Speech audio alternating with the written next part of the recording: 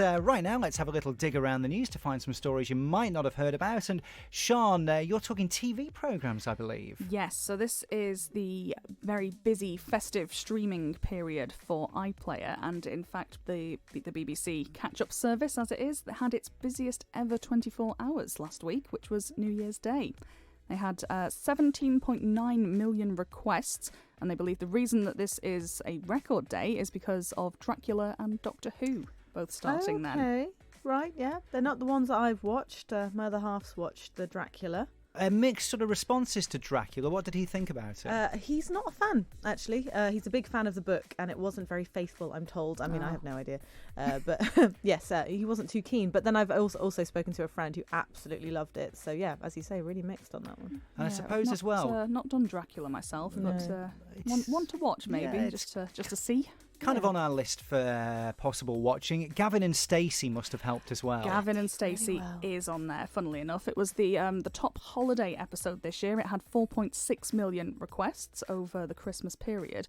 And people catching up on the original as well, 6.8 million for that. Yes, because it was on actual live watching, was the biggest watched programme since 2000 and a long time ago. I think it was the most watched scripted programme of the decade, actually. Let's say decade. Like that, it was a long time, yeah. Yeah, so that did very well. What did you think of Gavin and Stacey? Did either of you see the Christmas special? I enjoyed it. I didn't watch it. I've never really watched it, I'm afraid. It was like reuniting again. with old pals, I thought. It was lovely to sort of see them all again. Yeah, the one thing I found is I have been one of the 6.8 million people rewatching it on iPlayer, and I found it quite funny going from now to watching it 10 years ago. Gwen, the actress who plays Gwen, has not aged. You're right there. We said, whereas some of them have aged a little bit, of course, over 10 years, she hasn't changed at all.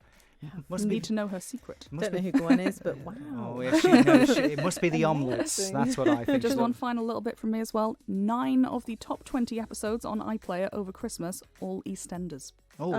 No, I didn't see any of those. No. I'm sure they were miserable as always. I was going to say, it's around Christmas if something terrible happens, doesn't it? Oh, certainly does. Places to live this morning. Yes, I mean, I think we're really lucky, because I think most people you speak to that live on the Isle of Man are really, really proud to live here. I'm certainly proud to live here. But there has been a big survey, and they do these rankings every year in the UK about the worst places to live. And I don't know if you've got any guesses, but do you know what came out on top as the worst place to live in England? Let's narrow it down to England. Oh, we could be in bother here. Are we looking north or south? The top 10 are all kind of in the middle. Okay. So, yeah. I'm going to say Birmingham just as a complete shot in the dark. No, and Birmingham's not in the top 10. Oh, right, okay. There you go. So the first place, the worst apparently, is Peterborough. Right. Which I think is a surprise to some, because it's one of the country's oldest cities and apparently home to one of its finest cathedrals. But despite of its many attractions, it's 200,000 people that live there voted and obviously didn't think too highly of it. Other places in the list, one that really surprised me was Rochdale. Right. I wasn't expecting that. That's number 4. Doncaster was second. Never been to Doncaster. Passed through on a train, but yeah. Nottingham was number 6. Right, okay. So that's quite a big place. Stoke-on-Trent was 9th. Halifax was 10th.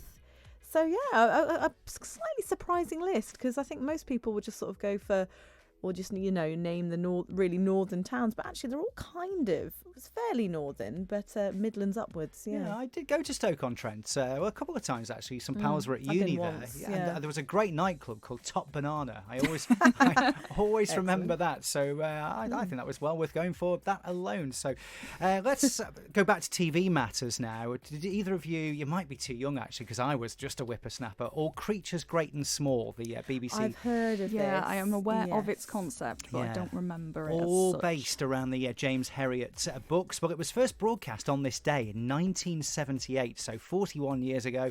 Christopher Timothy with his hand in places where you really wouldn't want to put it, because literally when they did the filming, he did put his hands up cows' backsides and stuff like that. Literally did dedication. do it. Oh, it was very realistic. So 41 years ago. I'm so confused, having not not really knowing what you're it's talking all about veterinary practice. Right, so there we go. That was a key piece of information. Yes, exactly. For those who don't know, All Creatures Great and Small about vets. He wasn't just doing that for fun, I hasten to add. So 41 years ago today it was first broadcast, but this had passed me by. It was announced just at the end of last year. Channel 5 are remaking it. They're bringing it back. And Samuel West is starring as Siegfried. They've got a newcomer, Nicholas Ralph, as James, the role played by Christopher Timothy. And Dame Diana Rigg is starring in this as well. So I think this is a good sort of catalyst to ask, what TV show of the past would you like to see be brought back? Mine would be The Crystal Maze. Oh, did you like The Crystal Maze? I used to love, but then it was all very much based on the main guy from it. So Richard O'Brien, who was great. Yeah, that is a good question. Well, if All Creatures Great and Small features for you, then look out for it. It's coming back later this year. They're doing a Christmas special as well. Will it be as good as the original? We loved it in our house, but look out. Channel 5, later this year, it will be on.